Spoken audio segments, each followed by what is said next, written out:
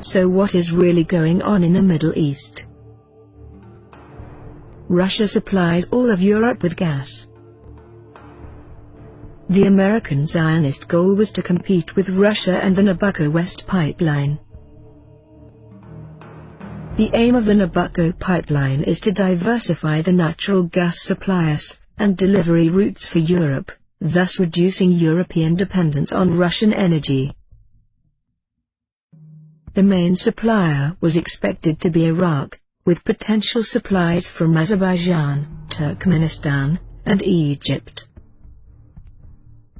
Russia had other plans and did a backdoor deal with Turkmenistan and bought 80% of the gas for 10 years.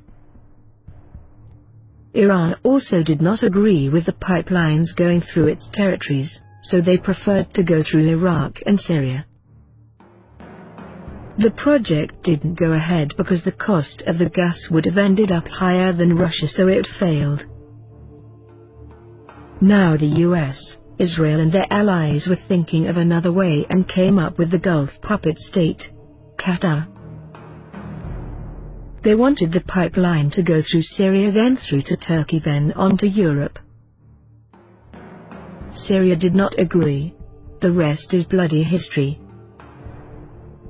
Qatar and Saudi Arabia, under the authority of the Zionist-controlled US, funded all the terrorist activities against the Assad government. With the Zionist-run world media empire, the cover story for this bloodshed was covered by fairy tale stories to the 96% to the walking zombies across the globe. Turkey is one of the US puppet regimes who agreed to this project, because it would have received over $603 million in payment for the pipeline to cut through Turkey. Turkey would have also have got the gas cheaper than they are currently getting from Iran.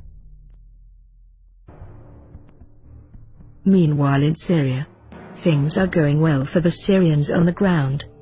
In less than 90 days the Syrians will have a force of 150,000 newly trained volunteers, ranging in age from 18 to 26, to augment their regular army. This will greatly increase Syria's ability to respond quickly to attacks from NATO's mercenaries. Israeli Prime Minister Netanyahu, while in Shanghai, was given a sharp dressing down by Russian President Vladimir Putin, a warning that Russia would not tolerate further Israeli attacks on Damascus and would respond. Both Netanyahu and Secretary of State John Kerry wanted Russia to back down from their support for Syria. And fortunately for us, they were sent home with a stern warning. The Russians have sent 12 additional ships into the Mediterranean. A game changer. Their state-of-the-art missiles, which they made a top priority in their defense policy, as the new missiles are revolutionizing the next generation of warfare. The ships will be carrying their state-of-the-art weapons like the S-400s, where a pilot only has 2 or 3 seconds to live, once the beep-beep, that they are locked onto at tremendous speeds. The Russian ships on patrol will be able to shoot any attacking Israeli planes down, including those returning to base post-attack. They can even be shot down while taking off. Israel's days of roaming freely over Lebanon airspace and their ability to launch air flight munitions without entering Syrian territory will be over. Any retaliatory strike by Israel would trigger a full response by the Russians that could include their bases and command structure. Their updated Iskander missiles are stated to have speeds in the Mach 6 to 7 range, but our sources say over Mach 8. To evade anti-missile fire they can pull 30+ G-turns and make a 90-degree dive onto a target while doing so. The Israeli bullies have never had to stand up to a modern military, but they may get their chance. Remember, Judaism and Zionism are not the same thing. Let me repeat what I have been saying for years.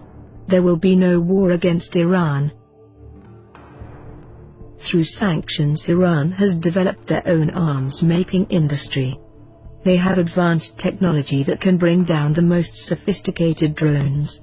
They also possessed scalar and EMP technology that can stop a high-tech ship in its tracks, not only a ship but can shut Israel's cities down. They did electronically hijack that CIA drone which Obama demanded they return. Instead, the Iranians have built new drones with advanced attack and surveillance capabilities. They even have a new stealth drone. Iran, Syria and Hezbollah have at least 150,000 missiles they can fire at Israel and at US forces in the region. They can sink every US ship in the Persian Gulf and the Eastern Mediterranean. They can take out all 35 US military bases in the region ranging from Afghanistan and Iraq to Bahrain and Turkey. Iran has lots of Mach 3 solid fuel missiles with advanced guidance systems. They have Russian-made anti-ship missiles and high-speed supercavitating torpedoes. They have 130-mile range rocket artillery with 1,322-pound warheads. Our ships would be blown out of the water in the first 90 seconds. All 35 of our bases would cease to function in 5 minutes. And things look even worse for Netanyahu on the Israeli front against Lebanon and Syria. Hezbollah has at least 50,000 missiles they can fire if attacked.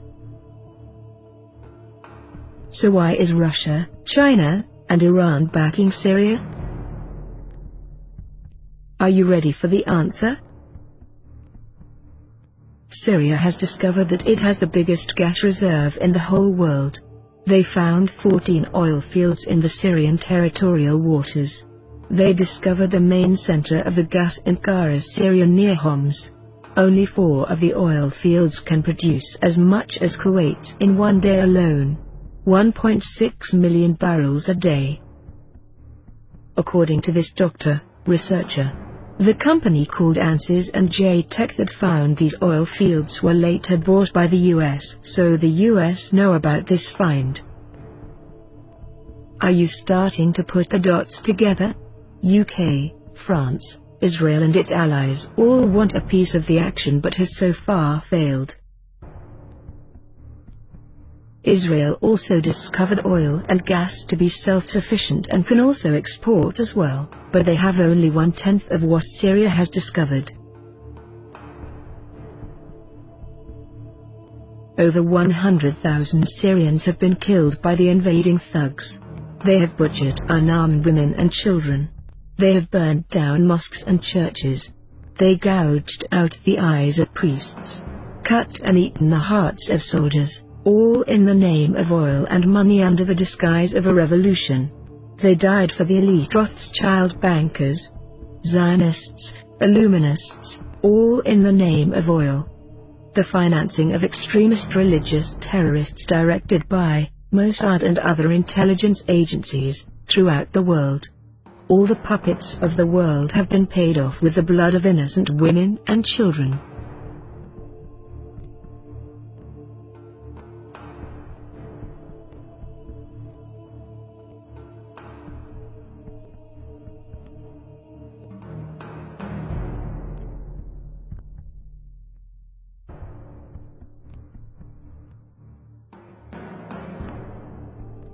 This is the curse of Syria.